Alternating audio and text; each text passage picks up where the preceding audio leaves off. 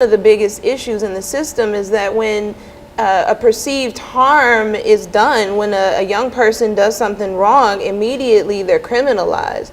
And we have to look at harm in the same way that we would want people to look at us if we create a harm, with forgiveness, the ability to learn from your mistakes.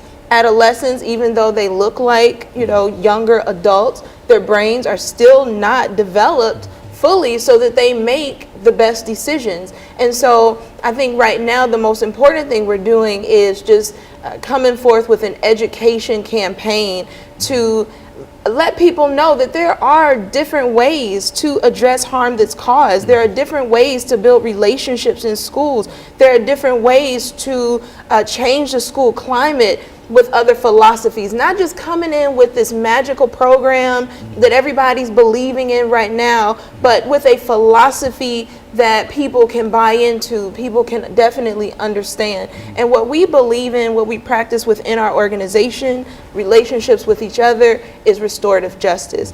And restorative justice is a very powerful philosophy that doesn't really look at just how do we punish young people, but what makes people do right most of the time.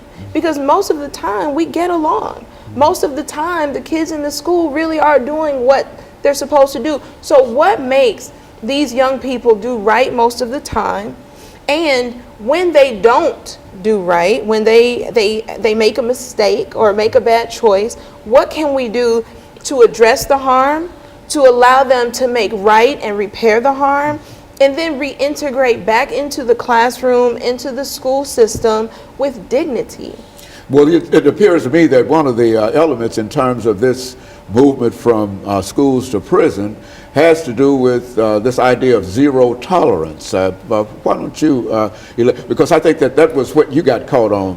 Is that right, Ms. Hughes? This idea of zero tolerance, which is to say that there could be no forgiveness if the idea is what? Zero tolerance. Right. That is, you've committed a sin or whatever, and therefore you're out. Is that how most people interpret zero tolerance in the system? Yes, very true. And what a lot of people don't know is that the zero tolerance laws are very flexible, that they're very specific as to what they're supposed to be used for. But a lot of schools and a lot of principals use them just very fluidly for whatever they feel like using it for in the moment.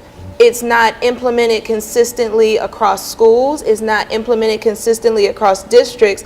And also, most of the time, there's no progressive discipline along the way. We jump from, okay, he got in my face and I didn't like it, or he walked out of the classroom, or his pants were sagging, or, just something that could have been addressed in a much different way.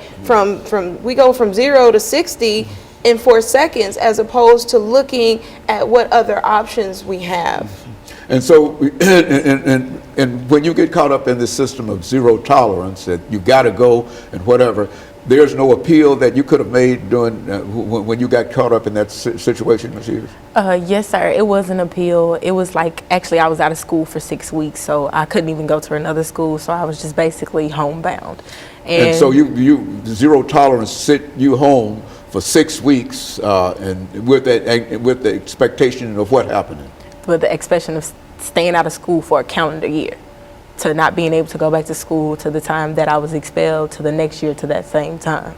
So we went from, she was expelled for a calendar year, and then we went through the process of appeals, and they reduced it to six weeks? Yeah. And then she ended up having to transfer But schools. she's also separated from all of the people that she knew in that school from the first time. Is that right?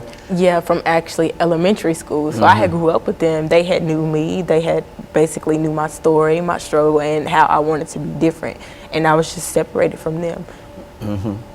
Oh well, Pastor Walker, what can you say about how you can, outside of what she's doing, to make this a much wider sweep in terms of making sure that folks come to an understanding of what's going on? Well, the blessing, Dr. Haney, in Ms. Hughes' life is that she had somebody to speak up for her. And had she not had a voice other than her own to speak on her behalf, then she'd have just been pushed out of the system for that year. And then what could have happened to her mindset over that period of time, we don't know.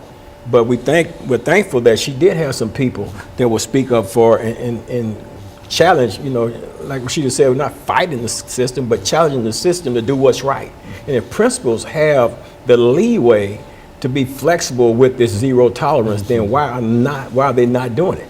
You know, why are they so quick to rush to judgment, to push somebody's life down the drain? And, you know, my only response to that would be, of course, this prison industrial complex, this privatization of prisons, and the monies, you know, people are exchanged on the stock market now. So if we got this system in place, which is another thing needs to be dismantled, this privatization of prison.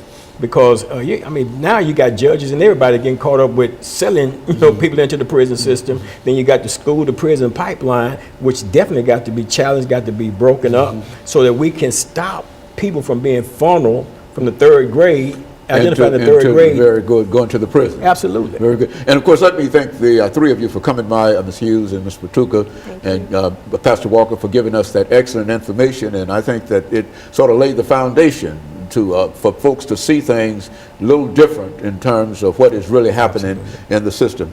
And of course, we'll be back with our audience next week for another informative edition of Comments. Thank you and good morning.